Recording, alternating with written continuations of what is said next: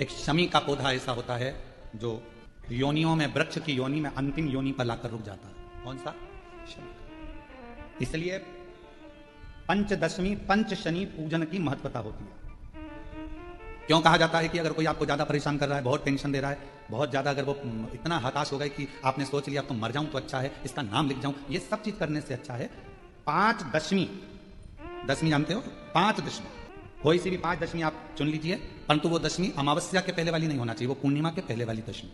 5 कोई सी भी दशमी पर शमी के वृक्ष के नीचे जाइए, घी का दीपक लगाइए, शुद्ध जल तांबे के पात्र में लेकर जाकर अर्पित करिए, पहले दीप जलाना, उसके बाद शमी के पौधे में जल डालना और पौधे उस वृक्ष के नीचे बैठकर जल चढ़ाकर वहीं पर एक चावल का दाना समर्पित कर बाबा से प्रार्थना करना कि बाबा मुझे बहुत कष्ट है, ये मेरा एक तकलीफ मुझे दे रहा है, बस आप मेरी तकलीफ को दूर करना, शिव की ऐसी कृपा होगी। 5 शमी पूजन, जब विजय दशमी के भाव से दशमी आपके यहाँ पर भी पूजन होती है, विजय दशमी हमारे यहाँ शमी के पत्र की बड़ी पूजन का महत्व है।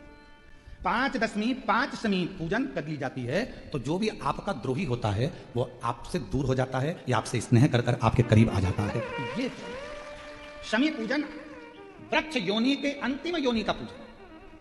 सारे वृक्षों पर पत्थर पड़ जाते हैं, पर शमी के पौधे पर पत्थर किस लिए मारेगा? कौन मारेगा? उसमें तो कांटे लगे रहते हैं, कौन मारेगा उसको?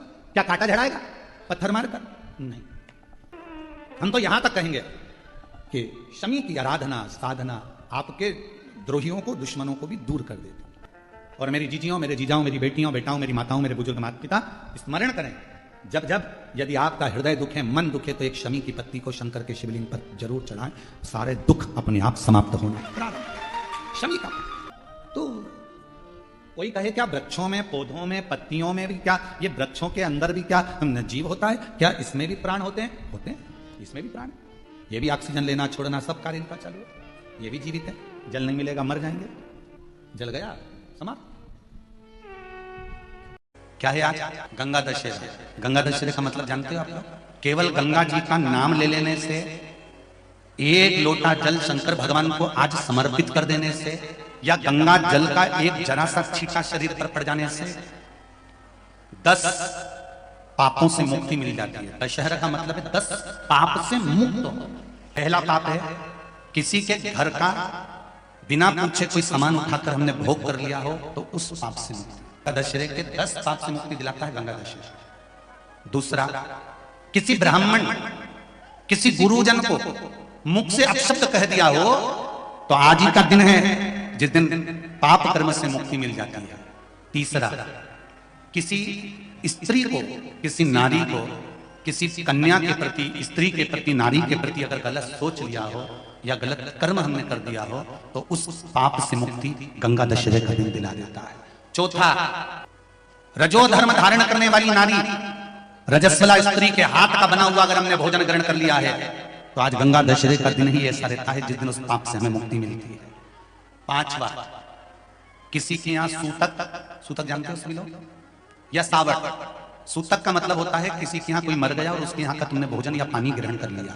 सावड़ का मतलब होता है किसी के यहाँ बच्चा हुआ, तुम्हें मालूम नहीं था, उसके घर का 8 दिन का 10 दिन का तुमने भोजन या पानी ग्रहण कर लिया। सूतक या सावड़ का भोजन या अन्न पानी ग्रहण कर ले तो 5वें नंबर का गंगा दशहरे का वर्णन करता है कि 5वां पाप, इस पाप से भी लोगों को मुक्ति मिल जाती है। 6ठे नंबर का वर्णन आया, किसी मंदिर की जगह पर या धर्म की जगह पर अपना कब्जा कर लिया हो या धर्म की जगह को अपना बना लिया हो तो उस पाप से मुक्त होने का एक साधन 6ठे नंबर का। 7वें नंबर का, झाड़ू लगाते समय, बुआरी लगाते समय छोटे छोटे जीव झाड़ू के नीचे मर जाते हैं तो उसके पाप से मुक्ति गंगा दशहरे का दिन दिला जाता है। 8वें नंबर का, 8वें नंबर, जिस समय हम भोजन ग्रहण कर रहे हो और हमारे दरवाजे पर कोई व्यक्ति आकर बैठा हुआ है और हमने उसको भोजन का नहीं पूछा या उसका मुख झूठा ना कराया तो उस दोष से वंचित हो जाए, उस दोष को समाप्त कर दे, वो गंगा दशहरे का दिन। 9वें नंबर का, बेटी की शादी करी और बेटी की शादी करने पर बहुत सारा कन्यादान आया, उस कन्यादान में साड़ियां ज्यादा आ गई।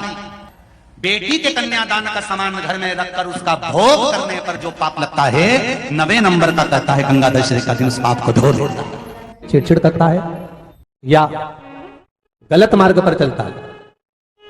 शंभेश्वर महादेव, शंकर जी का एक नाम है शंभेश्वर महादेव, तो जब कोई व्यक्ति चिड़चिड़ करता है, क्रोध करता है, गुस्सा करता है, तो महाराज शंकर भगवान का शंभेश्वर महादेव का नाम लेकर 31 बेलपत्र, जिस व्यक्ति को क्रोध आता है उस व्यक्ति का स्मरण कर कर आखा चावल मतलब सेके चावल के साथ एक एक बेलपत्र 31 बेलपत्र कर कर शिव जी के शिवलिंग पर समर्पित करी जाती है, मात्र 10वीं की तिथि के लिए, केवल 10वीं, चाहे उजाला की हो चाहे अंधेरे की। कौन से महादेव का नाम लेना है?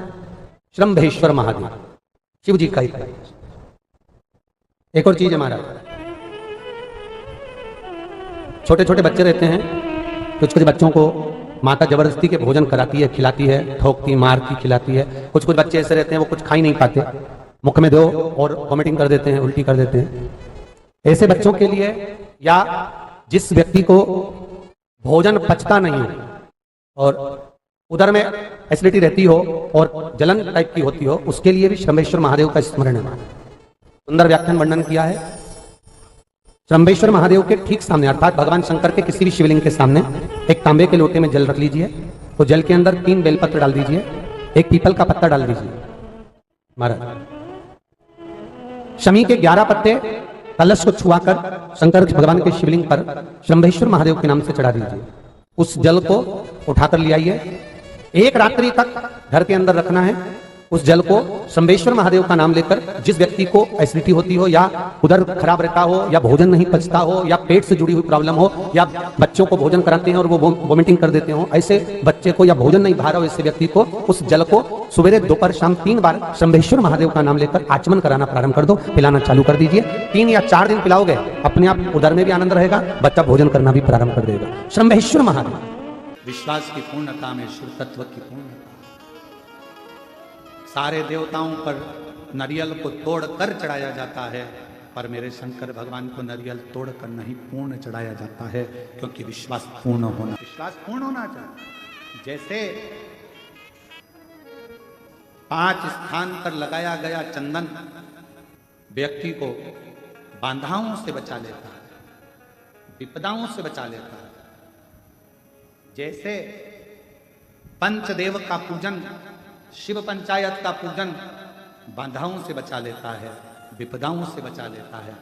कई कई मंदिर ऐसे होते हैं जहाँ पर शिव पंचायत नहीं होती है, कई कई मंदिर ऐसे होते हैं जहाँ पर शिव पंचायत के देवता नहीं होते हैं। शिव पंचायत में सूर्य देव, भगवान नारायण, माँ जगत जननी, भगवान देवाधिदेव महादेव, स्वयं भगवान श्री गणेश जी महाराज, ये 5 देव शिव पंचायत के मूल देवता माने। पर कई मंदिर ऐसे हैं जहां पर शिव पंचायत में सूर्य देवता का मंदिर में मूर्ति नहीं है या भगवान विष्णु की मूर्ति नहीं है, शंकर जी की मूर्ति के, तो यहाँ शिव पंचायतन का पूजन का स्मरण करते हुए वर्णन किया गया लिंग पुराण के अंदर कि शिवलिंग में 5 जगह ऐसी होती है जहां पर अगर चंदन का लेपन कर दिया जाता है तो विपदा, बांधा, तकलीफें, कष्ट दूर होता चले। 5 स्थान बताए, उसको समझिए। जैसे इसको देखो, ठीक है, ये शिवलिंग को अपन मान लो, इसको जलाधारी मानो जहां से जल बहता है, ठीक है। ये गोल भाग जलाधारी जिस पर शिवपिंडी रखी है, यहीं पर अपन गणेश जी कार्तिकेय का स्थान, बीच में अशोक सुंदरी का स्थान मान लो। अब इसको समझिए, 5 स्थान बताए। पहला स्थान भगवान शंकर के पूरे शिवलिंग का मध्य भाग, ये पूरा जो शिवलिंग है शिव जी का, शिवलिंग का मध्य भाग प्रथम। द्वितीय है जहां पर गंगा का अविरल धारा निरंतर बह रही है, द्वितीय स्थान गंगा की धारा का मूल बिंदु शिखा, पहला। दूसरा, तृतीय स्थान उसी के सामने जो जलाधारी का पटका दिख रहा हो, दिखता है जलाधारी का सामने का हिस्सा, भीतर का हिस्सा नहीं, जिस पे रखा है वो हिस्सा नहीं, सामने जो दिख रहा है। 1, 2 और तृतीय स्थान मां अंबा जगदम्बा के कंठ भाग पर चंदन का लेप। महाराज 3 स्थान ये बताए। चौथा स्थान जहां से जल नीचे गिर रहा है, जल गिरने का जो स्थान छोटा सा एक भाग रहता है, जितनी जगह रहती है उसके मध्य भाग, चतुर्थ स्थान। और 5 नंबर का जो भाग बताया गया वो अशोक सुंदरी का स्थान। ये 5 स्थान ऐसे हैं जहां चंदन का थोड़ी सी बिंदी भी अगर हम लगा देते हैं तो कैसी भी विषम परिस्थिति हो वो टल जाती है और बाबा की कृपा होना।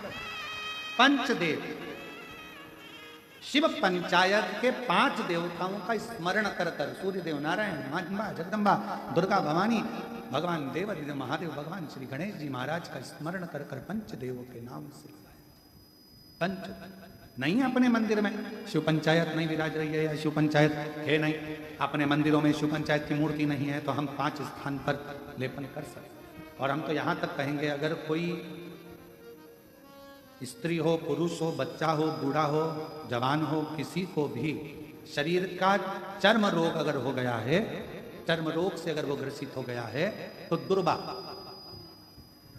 जानते हो दुर्वा, सोमवार की अष्टमी के दिन यही 5 स्थान पर दुर्वा को समर्पित करें और वही दुर्वा वापिस लेकर आए और 5 दिन तक लगातार एक एक दुर्वा, जो स्थान बताए हैं, प्रथम स्थान की दुर्वा पहले, द्वितीय स्थान, तृतीय स्थान की तीसरे दिन, चौथे स्थान की चौथे दिन, 5वें स्थान की 5वें दिन उस दुर्वा का सेवन करे धीरे धीरे। ये अगर वो सोमवार की अष्टमी के दिन 5 दिवस तक लगातार उस दुर्वा का सेवन करे, डॉक्टर का इलाज अपनी जगह चलने तो डॉक्टर को दिखाते रहो, क्योंकि वो भी शिव का रूप है, पर साथ में अगर वो दुर्वा का प्रयोग करना प्रारंभ करे तो अगर चमड़ी सफेद भी पड़ जाती है या चर्म रोग कैसा भी हो जाता है, धीरे धीरे ठीक होना प्रारंभ हो जाता है। शिव पंचायत में रोग की मुक्ति के लिए, चर्म रोग की मुक्ति के लिए स्वयं भास्कर भगवान देवादिदेव महादेव के स्वरूप आनंदमय सुखमय सूर्य देवता की भी उपासना करिए।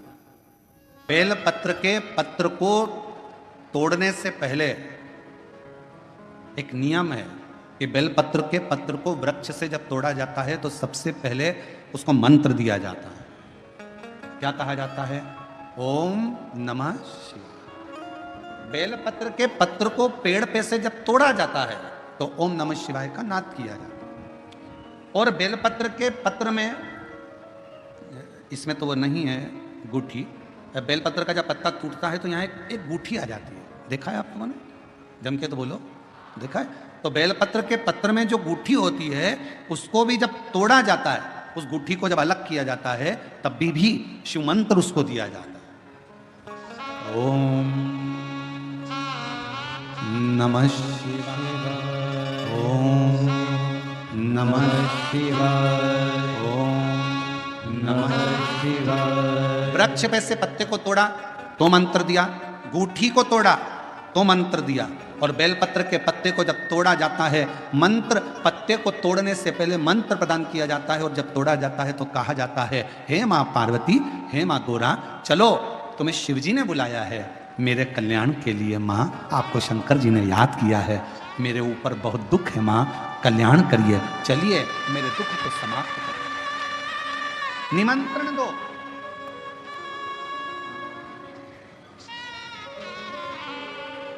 पहले नंबर पर क्या देना है? बेलपत्र के पत्र को तोड़ने से पहले जम के बोलो मंत्र। दूसरे नंबर पर क्या देना है? बेलपत्र के पत्र को चलने का, जम के बोलो, निमंत्रण।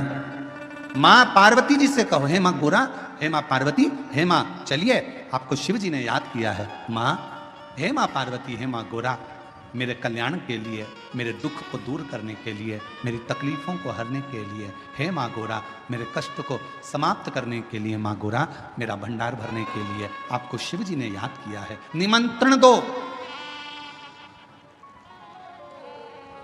लेकर आए, फिर गूठी तोड़ी, फिर मंत्र दिया, ओम नमः शिवाय, नमः शिवाय, नमः शिवाय।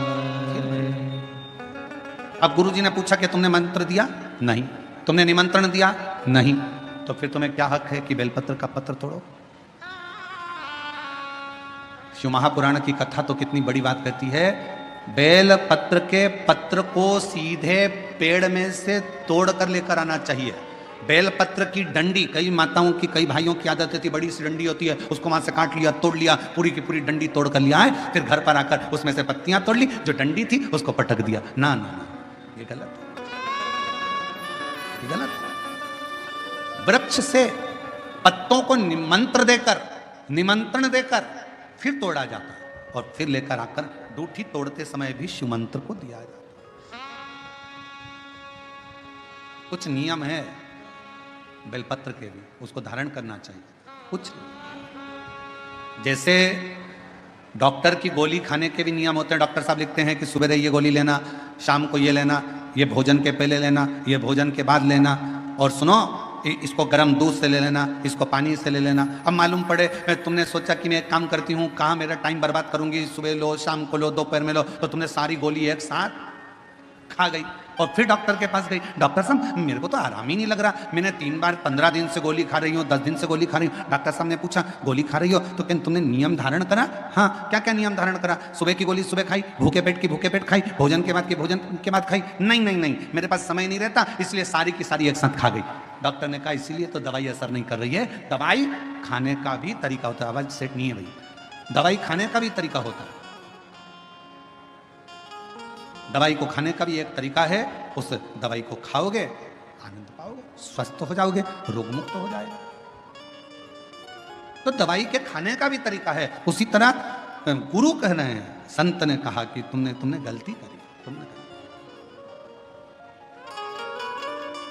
पहले मंत्र दो, फिर से बोलो, पहले मंत्र, फिर निमंत्रण, फिर दूठी तोड़ते समय फिर मन, फिर ओम नमः शिवाय, ओम नमः शिवाय, ओम नमः शिवाय। फिर मंत्र के बाद निमंत्रण दो। माँ पा, हे माँ गौरा, साथ में बोलो, हे माँ गौरा, हे माँ पार्वती, चलिए आपको देवाधिदेव महादेव बुला रहे हैं मेरे दुख को काटने के लिए, कष्ट को मिटाने के लिए, तकलीफों को मिटाने के लिए। माँ आपको शिव ने याद किया है। पत्र लेकर फिर शिव के पास चले। बहुत रोगी है, एक हाथ में दूध लो, एक हाथ में जल लो, 5 बेलपत्र दोनों में डाल लो, और उस व्यक्ति का नाम लेकर, भले उसको ऑक्सीजन लग रही है, उसका नाम लेकर, गोत्र बोलकर, तुम रुक्का जी का नाम लेकर श्री शिवाय नमस्तुभ्यम बोलकर शंकर पर चढ़ा दीजिए। सुबह दोपहर शाम प्रदोष काल में 3 बार दिन भर में चढ़ाओ। 3 दिन के अंदर उसको अंतर आना चालू हो जाएगा। 3 दिन। जिस लड़का और लड़की का विवाह नहीं हो रहा, बहुत हताश हो गए, परेशान हो गए, विवाह संबंध जमी नहीं रहा, किसी भी बुधवार के दिन तांबे के कलश में चने की दाल को भर लीजिए, किसी भी बुधवार, और तांबे के कलश में चने की दाल को भर लो, उसमें 2 गोल सुपारी रख लो, पूजन वाली सुपारी रखकर 2 सिक्के उसमें रख लो, पीले कपड़े से मुख बांध दो, उसका पूजन करो बुधवार के दिन भी, और गुरुवार के दिन उसका पूजन स्नान करने के बाद करना, पर घर में किसी से बात मत करना, मुख से शब्द मत बोलना, मुख झूठा मत करना। पूजन करने के बाद उल्टे हाथ पर कलश को रखकर सीधे हाथ से ढककर कोई ब्राह्मण के घर में जाकर साथ में किसी को ले जाओ, बिना बोले, बिना बात करे, बिना कहे, साथ जाकर ब्राह्मण का दरवाजा बजा दे, बात कर ले और में गया वो, पर तुम्हें नहीं बोलना है। और वो कलश ब्राह्मण के अपनी कामना कर कर वो कलश का दान दे दिया जाए। महाराज ज्यादा से ज्यादा 4 महीना 3 महीने के अंदर विवाह संबंध पक्का हो जाता है। विवाह संबंध, चने की दाल का दान कुछ सहज नहीं है। जिस नारी का रजोधर्म के अंतर्गत नारी को जो परेशानियां होती हैं, कोई के 8 दिन पहले, 4 दिन पहले, 3 दिन पहले कहीं ना कहीं रजोधर्म के अंतर्गत जो बीमारियां होती हैं, उसके लिए महाराज 7 चने की दाल के दाने तुलसी महारानी के सामने कटोरी में रखकर तुलसी के 3 पत्ते उसमें डालकर अपनी मनोकामना कर कर तुलसी में 3 बार जल छोड़कर वो तुलसी और वो चने की दाल ले जाएं और उसको धीरे धीरे कर कर एक एक कर कर सुबह शाम दोपहर में उसको खा लीजिए। रजो धर्म से जुड़ी हुई परेशानी समाप्त। कोई सहज नहीं है महाराज। चने की दाल को स्वर्ण दान का भी भाव कहा गया। हमारे हिंदू धर्म में चने की दाल को स्वर्ण दान भी करते हैं। जो व्यक्ति स्वर्ण दान नहीं कर पाता वो चने की दाल का दान कर देता है, तो स्वर्ण दान के बराबर मान्य माना। फिर निवेदन करा, चने की दाल का व्याख्यान वर्णन फिर किया गया। मान लो कोई प्लाट है, कोई प्रॉपर्टी है, कोई जमीन है, कोई जायदाद और नहीं बिक रही, बहुत परेशान हो गए, लाखों करोड़ों रुपए तुम्हारे डूब गए और ये प्रॉपर्टी बिके, तब तुम उबरो, तो उसके लिए चने की दाल को एक रात्रि पहले रविवार के दिन घर में गला लीजिए और उसको गलाकर दूसरे दिन उसमें थोड़ा सा चंदन मिलाकर पीस लीजिए। पर पीसना आपको मिक्सर में नहीं है, पीसना आपको सिलबट्टे पर, चकोटी पर जो आपके यहाँ उससे उसको पीस लीजिए। और पीसने के बाद उसमें थोड़ा सा दूध मिलाकर शिव मंदिर में जाकर शंकर भगवान के शिवलिंग का सोमवार के दिन लेपन करिए। लेपन कर कर अपनी कामना कर कर शिवलिंग पर 3 उंगलियां लगा लीजिए महाराज, अपनी कामना कर कर। जो 3 उंगलियां आपने लगाई है, उंगली हटाते समय चंदन के लेपन को जो लगाया आपने, चने की दाल का लेपन, स्वर्ण का लेपन, उसको हम कहते हैं स्वर्ण लेपन, उसको लेकर आ जाइए महाराज, उसको थोड़ा सा लेकर आ जाओ। एक किसी भी फूल में उसको लगाकर जो जमीन, जो प्रॉपर्टी, जो जगह बेचना है वहां पटक दीजिए महाराज, उसके ग्राहक आना चालू हो जाएंगे और वो प्रॉपर्टी शीघ्र बिक जाएगी, अपनी कामना के अनुसार बिकेगी। कि कितने में आपको बेचना, अपने अनुसार। महाराज चने की दाल स्वर्ण दान के बराबर है। चने की दाल को सहज नहीं समझा जाता, गुरु भक्ति के लिए बहुत मूल है। माताएं कई बार पीले गुरुवार करती हैं या केले के पेड़ के नीचे पूजन करती है तो चने दाल समर्पित करती है। क्यों करती है? उसका भाव है स्वर्ण दान के बराबर, मनवांचित फल की प्राप्ति के लिए, मनोकामना के लिए। जिस जमीन में फसल कम होती हो, जिस जमीन में प्रॉपर्टी के अंतर्गत कहीं लाभ नहीं मिल रहा हो, जो कई लोग वो जमीन की दलाली का काम करते हैं ना, जमीन बेचवाते हैं, खरीदवाते हैं और कोई लाभ ही नहीं मिल रहा, कई दिनों निकाल दिए, साल निकाल दिए, कोई लाभ नहीं हुआ, तो निवेदन है शंकर भगवान के मंदिर में शिवलिंग पर 108 चने के दाल समर्पित करो।